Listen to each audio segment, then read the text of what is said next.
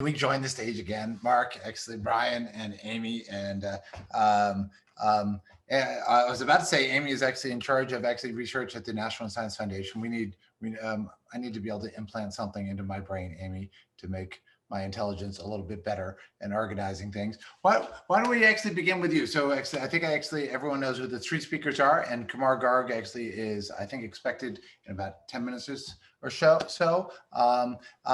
Amy, particularly given that this is this is at AAAI and there's a bunch of AI researchers, how is actually any of this relevant to actually the National Science Foundation? Great. Hi everybody. It's been great listening to the workshop today. I've really been enjoying this. And yeah, I'm Amy Baylor. I'm at the National Science Foundation. And I lead a program that we have where we fund large scale, what's called the National AI Research Institute program. And we're funding $20 million institutes that look at core AI research in several kind of use-inspired themes. And the theme that I lead, we're calling AI augmented learning. And so, all of you here, this is, I think, relevant to you. And core AI researchers, we're looking to fund teams of core AI researchers working with experts in the learning sciences. So I guess I'll just give a few minutes of my thoughts, listening today.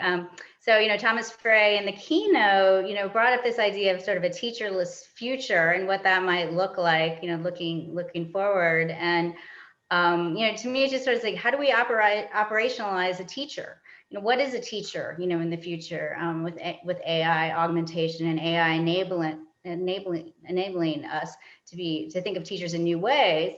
And I think, as we're looking towards that, thinking and conceptualizing AI as a partner, is really important here. And I think that came up in Elizabeth's talk as well early in the day. So what are the new roles of teachers? Well, we've been talking about that for a long time, right? What are the new roles of teachers and educators and what those might look like? And I think that it's important, when we're talking about AI and large data sets and personalizing learning in those ways, that it's also really important to use AI to help us humanize learning. I mean, how can we make learning more human-like and more engaging and more seamless, as the technology is allowing us, to do that through more kind of multimodal, different things that we're allowed to do now with the technology, in that sense. So I'll just, I also say, so a part of these national AI research institutes, we funded one last year, $20 million institute that actually looked just at this idea of what does it mean to be an AI student team. And it's an institute that University of Colorado Boulder is leading, and it's looking at student AI teams in learning and looking exactly at these kinds of issues of what is an AI, as a learning partner and what that might look like. So this year we are funding hopefully one, maybe two more institutes. So NSF, we think this is a really important area, looking at AI research and looking in the context of learning. And so, we have a call out now, and we're looking at proposals that came in a couple months ago, and we're looking at the future. Accenture is partnering with us this year, looking at an institute potentially, that has to do with adult learning, and what are some unique things about about that kind of institute funding. And then, we're calling it, AI augmentation. And I think that's really relevant, to this discussion too. It's sort of like when we're thinking about augmentation, just asking yourself, what does it mean? What were the superpowers, that you want to have as a teacher or learner, and how AI might be able to help you realize that. In the process. And I think through COVID, we've come up with some new ways, right, that AI can, help us learning. And, the learning ecosystem now is expanded, it's including teachers, not just teachers and learners and peers, but mother and father and peer, brothers and sisters, and all these different kinds of, learning, combinations of people and materials that are all kind of working together. So I'll just start with that. Hey, that's great, Amy. Actually, Mark, when I asked you, you were like, well, I don't know anything about AI. Why should I be on this workshop? But there's a bunch of good AI people here. And what are your thoughts on this topic? Well, I will repeat. we are among the largest funders of education research in the country and actually in the world. And we are looking to modernize our investment strategy. So we spend about $200 million a year on education research. We have another $400 million going to things like NAEP and things like that. In the reconciliation process that's going on now, there's another $100 million that is earmarked for IES. So, and all of this, I'm sorry, the $100 million is specifically targeted on learning loss and compensating and overcoming learning loss. The $200 million that we spend annually, a lot of it has always been focused on the lowest performing students. So I will just go through some of the opportunities that people in this audience might find interesting. And they might find it interesting because there's money involved, which is always a good inducement for people to be interested in stuff. Indeed. So indeed. And this comes from Neil, one of the most prolific, I want to be careful what words I use, but one of the most prolific people I know in terms of gathering funds and doing really good work with that money. So let's see. So IES is 20 years old, and it has fallen into some historical backward-looking practices, and I'm trying to modernize the way we think about education research and trying to figure out what the best path forward is. So there are many things that are going on, including we just issued a contract to the National Academies of Science, Engineering, and Medicine to actually undertake 3 different studies on how to modernize IES, and one of them is specifically about the way we structure our research. So one of the most important, for me, one of the most important changes in the way we think about education research is that the traditional business model in IES was really built on the early 1900s medicine, right? Which was actually changed in the 1960s and 1970s from main effects to individualized medicine. And we still were focused on RCTs, big RCTs, 5 years, $5 million failure. That was our business model. And I keep thinking, like, this is crazy, right? I mean, how can we believe that how do we know that there is a crisis in education, that the lowest performing students in the United States are sinking lower and lower? And we're just going to run, we'll do a 5-year, $5 million trial for math. It's, some math intervention that won't work. And then 5 years later, we'll do another math intervention for 5 years and that won't work. And we needed to figure out some way of doing many experiments faster. And we needed to do what Jim Manzi calls fail fast, right? And my joke, which many of you have heard, is that education research does not have a replication crisis because we never replicate anything. So that's, again, totally unacceptable. So we have been investing more and more money into platforms, digital learning platforms. And what we're trying to do is partner in a variety of ways with digital learning platforms to embed experiments. Neil, of course, is smiling because he is one of the major platforms out there.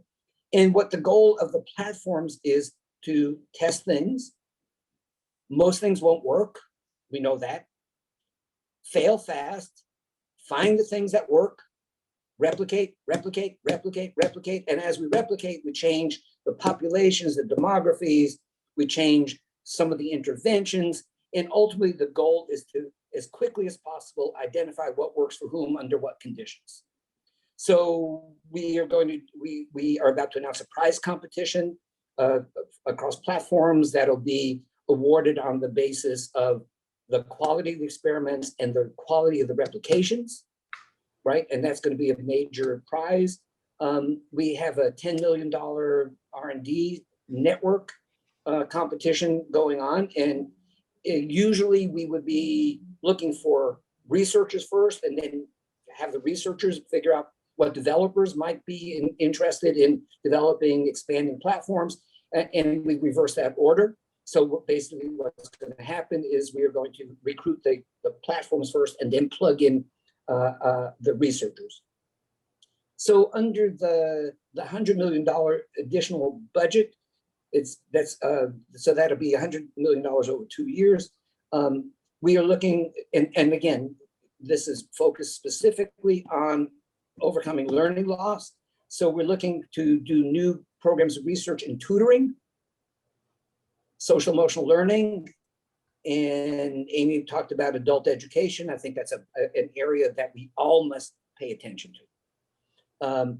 So what my goal is, whether or not we could pull this off, is to merge the concern for platforms with reversing learning loss, testing models of tutoring, SEL, and adult education. Two other things, they're highly related. So we on the street right now is something that we call our transformative RFA, research request for applications. And basically the underlying theory behind this is that you tell us what the problem you're concerned with is, you tell us how big you think your effect will be in moving the needle and addressing that problem, and then tell us why we should believe you. So this is high risk, high reward. So it's a wide open competition. Right now, we have asked for letters of interest, and we've gotten over 170 of them. And we know there's not 170 transformative ideas in the world in education. So we're going to go through all those. But if you are interested in this, you can look at the RFA. The deadline for the RFA is the end of this month. The fact that you didn't file an LOI, letter of intent, doesn't matter as long as you make the deadline for the actual application. So we're really looking for true transformative ideas. And again, it's high risk, high reward. That actually feeds into one of my other goals, which is to work with the department for the second time for me, the third or fourth time for other people, to try to figure out how to do an ARPA ed. High risk, high reward is, that's what we need. So we're really working to try to speed up the research, modernize the research, look for new ideas, and invest in those new ideas. And if you have any ideas about how your work fits in that, just let me know. Thank you. That's great, Mark. And I dropped a few of the URLs in there so people could actually make sure they go look at it. Bryan, who are you? Actually, what do you think about what we're talking about? Good afternoon, everybody. Thanks, Neil, for having us. And Amy and Mark, it's a real privilege to be on this panel with you. My name is Bryan. I work on the K-12 team at the Bill Melinda Gates Foundation. I also work on a new strategy within the Office of the U.S. Programs President called the Data Strategy. And one of the unique things about working at the Gates Foundation is that if you compare the amount of funding that IES provides, that NSF provides, if you look at the amount of money that school district and state departments of education spend on education, they dwarf anything. We may be a large private philanthropy in the sort of innovative space of education, but we're a speck of dust, a rounding error when it compares to the money that the solution providers in the market play, or the public institutions. And so we're always challenged at the foundation to think about, where can we provide investment in this space that's going to do something different? And so we have to think critically about what is either too risky or not allowed by law, or whatever the case may be, that a public agency is not going to invest in, or what are things that the private sector, because they don't see a quick enough economic return on investment, what are things that they're not going to be in a position to fund? And so we've spent a lot of time over the almost 20 years of the K-12 program at the Gates Foundation, sort of trying to pick our spots. And in our most recent K-12 education strategy, I think one of the biggest shifts that we made in the strategy, the previous one was focused mostly on teacher evaluation, adoption of Common Core. One of the things that we did is take a big step back and just try to evaluate, sort of what are the major wins and flows in education, and where can we sort of provide the most benefit. And I think when we if you look at education as a system, the United States has some pretty specific attributes to it. We are very high internationally in the percentage of students that are school-age students that are in poverty. We are, out of the 35 top economically developed countries in the world, the United States is number 34 in the number of students that are in relative poverty in their country. The other thing that really demarcates the United States is that there are really three Americas when you think about the quality of the education system when you break it down by race, and that's a really tragic part of our history, and it's a legacy of many years of systemic discrimination. One of the big things that people talk about whenever the PISA assessment comes out is sort of where the United States ranks internationally. The United States in the more recent scores ranked 21st in the world. But what's interesting is that if you break those scores out by race, white Americans in the United States are number 3rd in the world. We're right next to Finland and Ireland and Canada, the other countries that you sort of think about. Latino Americans are 31st in the world, and Black Americans are 36th in the world, on the average of around Turkey or Mexico. And so in the United States, the systems of education are really specifically not serving students of color, and they're really not specifically serving students experiencing poverty. And so that was a big shift in our most recent education strategy, is that we said if the benefits of our dollars don't accrue to Black students, to Latino students, to students experiencing poverty, it literally will not count, because that's where we sort of feel like the most work needs to be done. One of the other things that sort of happened in the passage of time is that more and more education technologies that schools and districts are using have migrated to the cloud. That's made it massively cheaper to be able to process data, to conduct analysis, to share data across applications. And we think that is just a massively, as Mark was saying with education platforms, we just think that's a massively untapped area of opportunity. And we think it really has a key role to play in understanding the roots of inequity in education and in trying to find sort of ways out of it. So, when you think about just the quality and types of resources that are provided to a student, the interaction data in a learning management system, or in how a student interacts with digital content, there's a whole wealth of data that is ripe for AI, machine learning, and research that we think is untapped. And we're very interested in forging new relationships between large education data platforms, researchers that bring the analytical and technical chops, like all of you on this conference, that can help us in rapid fashion test out different hypotheses of what drives learning. And the third leg of the stool is working in close partnership with teachers and school leaders and district leaders to sort of set up how the different hypotheses that they want to test can break out over the scale of the whole district. And when you blend that just with, especially the large platform providers in the space, and you think about the millions of students that they potentially serve across the country, if we can figure out what drives learning in the digital context, if we can build that into nudges, if we can build that into the user interfaces, if we can have that more fashioned around the way the teachers really want to work, the scale of benefits that can provide is really just amazing. And we're really just at the beginning. And so our interest in AI and machine learning comes down to just this massive untapped opportunity we think that exists in K-12 education in the United States, and trying to understand how that can specifically serve the needs of students of color and students experiencing poverty. So Bryan, that makes me just think about, actually, particularly, I think the number one thing I see getting talked about to help deal with COVID loss is high dose tutoring. Like I saw England dropped $600 billion, the Netherlands $250 million, and I saw Tennessee has dropped at least $1,000 for 1,000 tutors. I think there's a lot of stuff going on. I don't really know, and maybe Mark is more politically aware than I am, certainly, like what's happening in the Biden administration and what's about to happen. But I think we're going to see a bunch of tutoring. There's a bunch of AI people in this room that are used to actually mining dialogue, mining corpuses, so that you can then actually try to reproduce those things, right? And so where you could actually maybe like transcribe these activities, and then we could start to build AIs. Do you guys have any thoughts on this general issue about is that what we should be doing to try to actually solve COVID learning loss? Okay, so as you said, look, it's in the air, right? Tutoring is believed, and there's evidence on this, that tutoring is like the most successful intervention that we probably have. Unfortunately, it's the 2 sigma problem. It's like one-on-one tutoring works. It's great. Nobody could afford it. Okay. So that's our fundamental problem. The other problem is that there's going to be, God knows how many, millions upon millions upon millions of dollars, billions of dollars spent on implementing tutoring.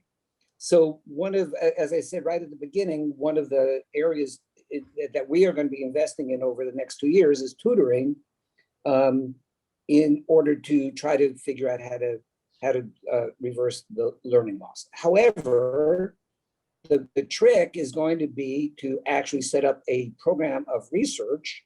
And I don't know how many tens of millions of dollars we're going to spend in this. We're just going to start writing the RFA in next week, actually. But there'll be what I'm worried about is that we'll just spend, hundreds of millions of dollars on tutoring. We will not monitor it. At the end of the day, we won't learn anything, right? So this is my biggest fear. So what we're going to try to do in our tutoring work is we're going to try to do experiments, right? And we're going to try to test what works under what conditions. And we're going to try to do it in a way that's faster, right, than the usual 5-year studies. So I have some ideas about how we're going to do this, but the most important thing is that we should not just jump into tutoring. Tutoring works, right, and just spend, again, God knows how much money on just putting tutors out there without any system for evaluating the effectiveness of different tutoring systems, and B, trying to figure out. So the evidence is as follows, right? Tutoring for early reading works, and tutoring for middle math, upper elementary and middle school math are the two areas that we believe work the best. The UK actually showed, and our evidence is that 16-year-olds, high school tutoring doesn't work for high school students for a variety of reasons. But in the UK, because of the high stakes exam at age 16, tutoring actually worked. They have evidence, the EEF has evidence that tutoring for 16-year-olds getting ready for their exit exams, with very high stakes exit exams, were able to drive up scores. So we need to look at what they did for high school students to see if there's lessons in there that we could import into the US. But the real problem, as I said, is that unless we get a hold of this, unless we actually start systematically experimenting, and I'm thinking like, okay, right now the evidence is that artificial intelligence driven tutoring doesn't work. I mean, you could look at Bob Slavin's work on this. I think it's right. But my concern is that's 10 years ago. That work was 10 years ago, right? So as someone said right at the beginning, like the AI of 10 years ago is not the AI of today. So how do we take the modern advances in AI and try to test whether or not we could actually deliver tutoring on using artificial intelligence and intelligent tutoring to actually make things to reverse learning loss? What do you think, Amy? I was thinking, at NSF, we're sort of focused on more basic research that, could include things like tutoring and testing these kind of immediate impact things. But then we also, invest in things that may not have an immediate, short-term impact. And one of the programs that I did want to mention to this audience that's very relevant to this discussion is called Riiid, and it's the research on emerging technologies for teaching and learning. And it's a program that's like an incubator program where we're looking for people to propose ideas that are risky, potentially transformational, that may not work. And so this again is a program for a team of AI researchers, potentially with learning scientists, to come up with some, ideas of the future that are research oriented to test out. And so that could be tutoring, or it could be, other areas as well. And I'll plug the link into the chat. I just put it in there actually, because there's lots of cool things in there that are not just like this tutoring thing, right? Like actually, Bryan, actually, am I pushing us down the wrong path on this tutoring stuff, or is this actually? What do you think? It seems like everyone's talking about it today, but I've been in this world of building intelligent tutoring systems for 20 years, so I don't really know how to interpret this. What do you think? No, I think as Mark said, the evidence base is there. It needs to be borne out more, but it's been a big part of our math work at the foundation. Part of which has worked with you, Neil. Mark, to your point, and his rainmaking prowess. But no, we think it's hugely important. We've made a lot of investments in trying to shore up the quality of digital tutors and trying to support tutoring feedback mechanisms, as you've done, Neil. But I also think, just thinking ahead, just at the scale at which we're going to have to enter into doing this kind of work and why it might be relevant to AI, where I think it's really interesting is that education is a human endeavor. It comes down to people interacting with each other, developing themselves, forming relationships with other people. And I think that sort of the modality that I think most people have been thinking about as it relates to how AI can work with education has to do with, how well can we predict what a student knows? How can we sort of push content in front of a student? And I think it's just a really interesting application of the talents of somebody who understands machine learning to think about how sort of a digital backbone can help an adult, an educator, be better at their craft. Because I think it provides a point of connection, a point of discussion, a point of learning between adults with each other who are really in this business because they care about kids and they're trying to be better at their job. And I just think that's such an interesting, it goes right to the heart of, I think, why we're involved in education. And I think it's an application of sort of the technology and the capabilities of the moment that really, I think, have an opportunity to meet a real pressing national need. And so I'm really excited about it. And not inconsequentially, the data privacy rules and laws as they relate to teachers and adults are just different. They're more accommodating. They're more open than they are for students. And I think that is going to enable opportunities that might otherwise be a little bit scary or too expensive or too risky if they were just sort of purely focused on student data. That's a good point. Actually, coming back to Amy, actually just thinking about other things. So I was just kind of focusing us on tutoring, but actually one of my office mates actually was funded through NSF. Has got a crazy AI thing where he actually puts a camera in the classroom and where school principals are scoring stuff, so you can build using existing data sets of classrooms that have actually that have been scored with this protocol class. Many people might be really surprised that we're getting rather close to the day when a new teacher could put a little object in their room that actually listens to them and watches them and maybe says, before your school principal shows up next week, you might want to stop lecturing all day long. And so that's like a crazy idea. And there's people in this room that actually are the types of people that could maybe build these things. I guess more whimsically, to kind of broaden the notion, meaning so if you had all the money in the world and you could ask the smartest AI people in the world to go work on a project, and there's some smart people in this room, or just generally speaking at the AAAI venue, what do you want to see? And maybe I'll say this personally, lots of you are actually funders, right? But just on a personal level, when you think out of the box, because we had this futurist, Thomas Fry, come and say, hey, this is his idea of what is possible. Do you guys have thoughts on this topic?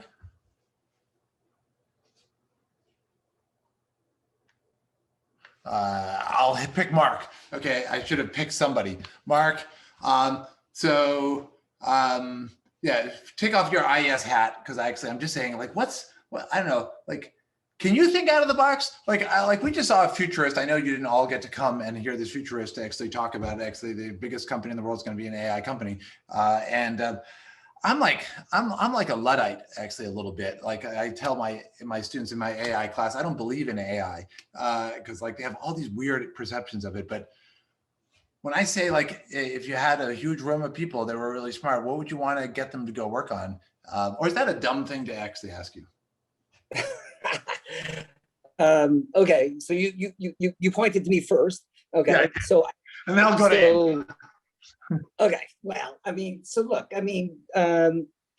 so I bet Amy will say the same kind of thing. We are highly constrained. You want me not to talk about from my IS purchase. Right. Yeah, let's nobody- put your nobody IS ever hat listened away to for a me, second, right? because I know it's a dumb thing to say, hey, like, because it makes it seem like, but I'm just trying to actually think of like, I don't know, like, can you imagine a future that looks really different that you're like, why?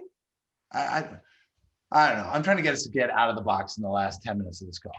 Oh, Amy's Okay. unmuting yourself. Amy, go ahead. So I'm gonna look, I mean, I am not, I don't like think that way. I'm trying to figure out, like, you know, for whatever reason, I've been entrusted with like a lot of taxpayer money, right? Actually, I mean, in the world of education research, it's a lot of taxpayer money. My job is to steward it. My job is to try to figure out how to push the envelope. Like, are we going to do, I mean, we're going to do X prizes. I think, you know, we competitions and stuff like that. We're going to try to push the envelope on those kinds of things. But am I going to invent like a Tesla? Am I going to invent a rocket ship that lands as compared to just blows up in space? No, right? I don't think I was hired to. I wasn't hired to do that. I'm hired to like push the envelope of what we're trying to do. AI is actually an interesting way. We have tons. Look, we have tons and tons and tons of data, right? There are so many rules and laws that govern access to those data that if all the people in this room stood up and said, yo, we have the way in which we could solve learning loss, and we know how we can look at all your data and figure out how to drive up the scores of the lowest performing students. I would say, because this is an ongoing process in IS right now, I would say that's great. However, 1, 2, 3, 4, 5, 6, 7, 8, 9 barriers have to overcome. So if we actually, I think Bryan is probably maybe even a better situation than we are to do this, because I mean, Gates is famous for advocacy work, but we actually need to look at the data and the rules that govern sharing data and access that data scientists could have to those data. I cannot tell you, right? The science of AI, the science of data management, data sciences are proceeding at rocket speed, and the laws allowing anybody to access our data are antediluvian. Amy, you were going to say something before too. Yeah, I was kind of going to pivot the discussion a little bit towards something that had just come up. Can I do that, or should I let Bryan? Of course you can. Please do. Yeah, so both Bryan and Mark had kind of mentioned that the interest in looking at adult learning and adult education with AI, and I think Mark sort of, I got something in my ear when he said something, it may be easier to do some of this kind of research with adults. We don't have the same kind of IRB requirements, and we can do things at larger scale with that. And so, that's something, like I said, we're funding, we hope to fund an institute this year, that looks at adult learning. But I'm curious, everyone else on the panel, your thoughts about that, sort of the future of, adult learning with AI. So I was going to turn it back to the panel. Good. Bryan, you got an opinion? I totally agree. I think for the amount of data that we have in the world from social media and from other data collections about adults is just so much larger. There's so much more there that we can work with. The laws are different, and there's different economics of it. Frankly, like there's different economic incentives that work in the favor of those industries. So I guess I would sort of combine your question, Amy, with your question, Neil, in terms of like, if there were no limits on price tag, what could we do? And I think this is an area that I think I would double down on. And I think one of sort of the biggest factors right now that is constraining the quality of education technology is, I think, number one, just the rules about data, which are rightfully there, just make it harder. But I think also, if you have the talents of a data scientist, of a machine learning expert, working in K-12 or post-secondary education is very far down on the priority list for you, because you just can't make enough money applying your talents in this domain. And so, I'd like for working in an education technology company, being the research data scientist working in a school district in West Baltimore, working at a State Department of Education in Texas. I think if those jobs were as attractive economically to the talents that you have, I think just the quality of the speed at which we would be able to move could just be a lot faster. And so we're going to try and do our part to try and make strategic surgical bets that hopefully bring those opportunities to bear and are sort of catalytic across the industry more broadly. But I think the economics of this really don't work out for the person with the talents, nor are they really doing a good job of serving the ultimate beneficiary and the student, whether they're a child or whether they're an adult. And I feel like that's, if I could wave my magic wand, that's probably what I'd like to focus on. So let me just add something to that. So one of the constraints that we're facing as we want to put more money into adult education, and you know, we're going to make, like Amy, $10 million bets on things like this. The problem that we are having, and your audience may be able to help, is that the field, the traditional education researchers that work in adult education are few and far between. It is a field that is totally undeveloped, despite everybody here will say this is one of the most important frontiers of education research. But the fact of the matter is that the field is extremely small. So this is where I think anybody in your audience, right, could partner with a few people in adult education and potentially blow the whole thing open. Yes, I totally agree. Yes. It's like a virgin field. I mean, it's just like waiting. It's just waiting for new perspectives and new people to invest new energy in a field that everybody knows is critically important, and we can't give the money away. Yeah, no, that's what we've been discussing too. Is like, what is the field of adult education and learning? It doesn't really have the traction as sort of traditional learning science research. And, you know, who are these, you know, new people coming into this area, thinking about the future of adult learning and what that might look like. And yeah, I just think it's a very ripe, you know, an exciting area. And, you know, one of the things, I mean, this just kind of goes back to this general question of like, what is the future? And, you know, with NSF, we're in this position, I think similar to Mark too, in the sense that we're turning it back to the field to some extent and saying, you tell us what you imagine the future to be. You know, and in that sense, we don't guide the research community, you know, in every kind of solicitation that we have.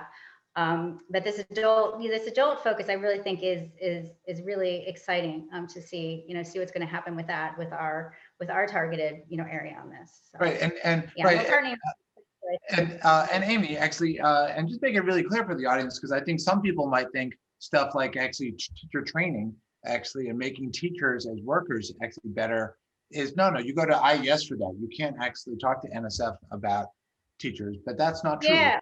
Okay. Yeah. I'm glad you brought that up too.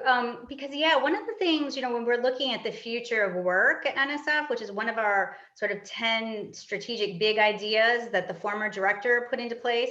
So future of work at the human technology frontier. Who are the future workers that matter? I mean, you know, they're extremely important, are teachers, right? What are the future work of teachers and what does that look like? And so that's a core, you know, NSF-wide initiative, you know, that we're very interested in, and that has a whole separate funding program, you know, just on that. So yeah, imagining what AI is doing to afford the new roles of teachers and in these online classrooms, you know, all these different orchestrating all these different kinds of learning experiences. So we are very interested. I just want to add one thing to the way we have to think about adult learning, and this has to do with labor market outcomes, right? We have to get really smart about labor market outcomes. There are all kinds of companies out there that are now measuring that. We have to identify skills that are in demand, and we have to figure out how to introduce those skills into actually hidebound higher education institutions that often think of the way they educate people, you know, really, we've been doing this for 400 years, so we're going to keep doing it this way. But the challenge for me is trying to figure out what do adults need, as well as expanding the research pie. We have to figure out like what is it that adult learners really need, and most of them don't need a bachelor's degree. Right? We need to figure out what they need and how to get that to them as fast as possible. And by the way, there was actually there's one of our panelists earlier today, Cassandra actually said something. I know we're not going to talk about teachers today. I think some people come to educational technology think we're only going to talk about the kid-teacher relationship, but we were just talking about even tutors a second ago. Even if actually schools get at lots of tutors, how do tutors and the teachers actually cooperate so that actually teachers, like, are they on their own pages? Actually, do they work together? I don't know. I'm just coming back because I think it's important. Actually, Bryan, you thumbed up this actually a second ago when actually Juan Garcia actually, or Rena actually said something. What are you going to chime in on that? Well, just that like a lot of issues of data in our field, teacher preparation is also just a totally untapped area of where we can be smarter in bringing data science to bear and helping teachers develop the skills that they need to go into a classroom and be ready. The other thing too, just going back to what we were saying about education being just a fundamentally human enterprise. One of the things that the foundation put a lot of money into is the development of a set of data standards and open source data tools that were built on the EdFi standard around teacher preparation. And there's a group of really innovative teacher preparation programs across the country that are using this data to be able to integrate data from observers, from clinical faculty that are watching them teach in an in-classroom setting, using the ways that those districts sort of count teaching, so that when they land in those districts, they already understand the expectations, and they're getting highly detailed feedback from those faculty based on what those observations have been. That's being combined with sort of how that fits into more of their classroom work and sort of fit that together. But again, the technology of that is not a machine learning algorithm. We're really just talking about nuts and bolts interoperability as the place where we are in that industry to make it the next sort of best version of itself. And so there's, I think, a huge amount of untapped potential. I think we also have to recognize, especially in teacher preparation and sort of connecting data from post-secondary institutions to the K-12 institutions where they land, the ceiling is way above us, and there's a lot of sort of basic work that we need to do to make that work better. Well, this has been fun. Actually, I want to thank the three of you. Actually, I know we're going to take a break, and I know we've only scratched the surface on some of these issues. But I'm glad at least actually some people in the room, maybe there's a better chance that someone's going to actually apply to actually one of these funding opportunities and entice actually people, because we need to get more of our young people. I'm running something NSF calls an REU to try to actually help undergraduates get excited about doing AI and to do it, but in education, not at Google or Facebook or something actually. But we need to actually get people trained up and those adults too. Anyways, thank you all. Actually.